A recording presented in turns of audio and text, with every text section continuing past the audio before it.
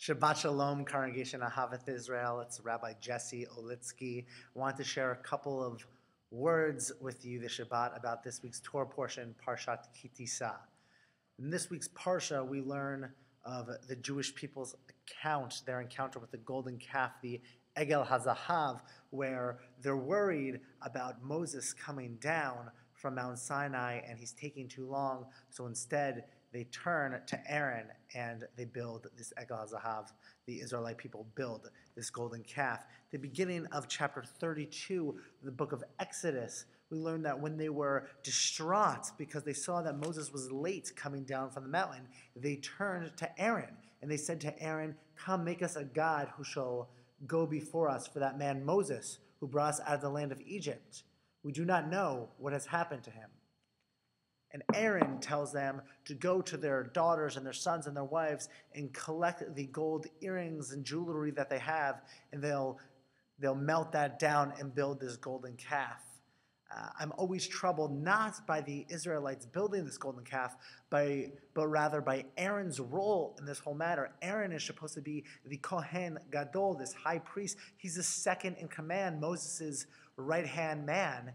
And yet while Moses is up on Mount Sinai receiving the Torah from God, he is the one instructing them to build this golden calf. He is the high priest offering sacrifices on behalf of the people to God, and yet he's critical in this idol. He's critical in the building of this idol. So what role does Aaron really play in the end? Why is Aaron doing this? Why, in the end, does Moses yell and scream at the people? Does God punish the people for building the golden calf? But Aaron doesn't seem to be punished at all.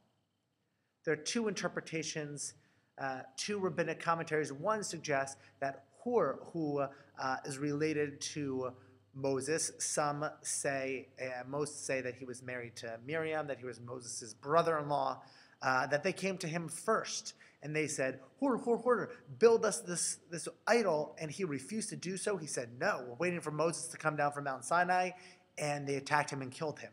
And understandably, Aaron was scared for his life. He said, okay, I'm protecting myself. I'm protecting my life. I don't want to be killed.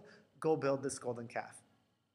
Others suggest that he said, listen, not go take your own jewelry, but rather go to your wives, go to your daughters, take their jewelry. He thought that they would be hesitant to give up their jewelry to melt down this gold that they had to build this idol. And he was trying to buy some time that would give them enough time so that Moses would come back and the tablets would be with him and everything would be set.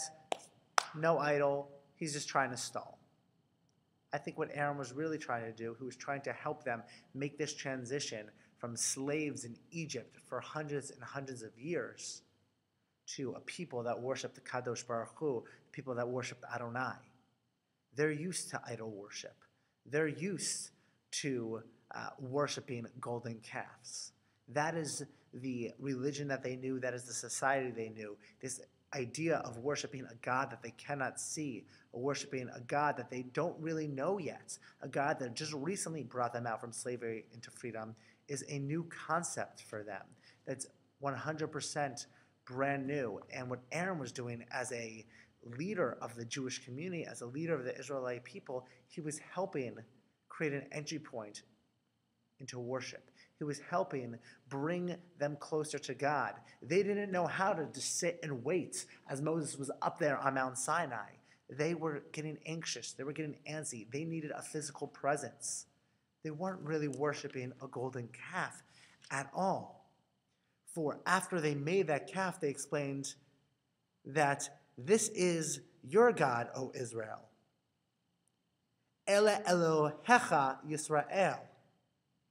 Asher He'elucha me'eretz Mitzrayim. That this is the God, O people of Israel, that brought you out of the land of Egypt. They weren't trying to worship and bow down to a golden calf. They were trying to worship Adonai. They were trying to praise God and just didn't know how. So Aaron created an entry point and helped them to do so, a stepping stone. This wasn't the answer. This wasn't the end game, but this was definitely the beginning. Sometimes the Hasidic teachers tell us that you need to go down, do Yeridah, in order to eventually make Aliyah.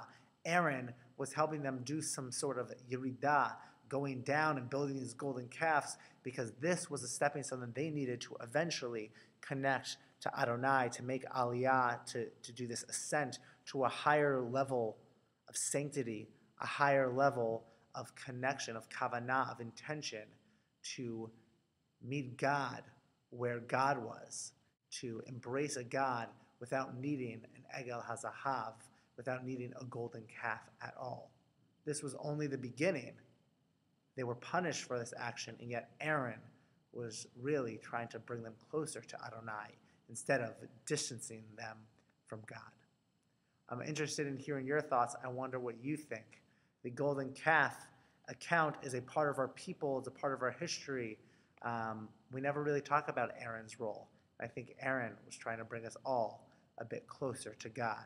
That was his role as the Kohen Gadol, as the high priest. Shabbat Shalom, Ahavath Israel. I hope you have a peaceful, wonderful, and relaxing Shabbat.